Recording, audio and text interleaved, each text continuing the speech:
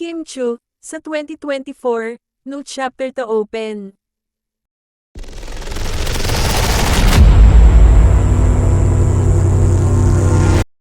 Iniwan na ng aktres na si Kim Chiu ang 2023 at handa nang magbukas ng new chapter ngayong taon.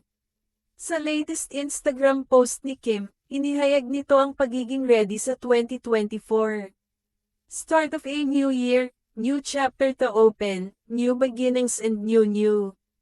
Kung ano man yon, let's go! Pinasalamatan din nito ang kanyang dalawang kaibigan na si Bella Padilla at Angelica Panganiban, na nakasama niyang salubungin ang 2024.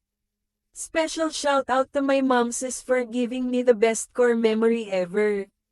Love you both so much. Momsy Belly shots at 12 NNB like at Bella at Iam Angelica.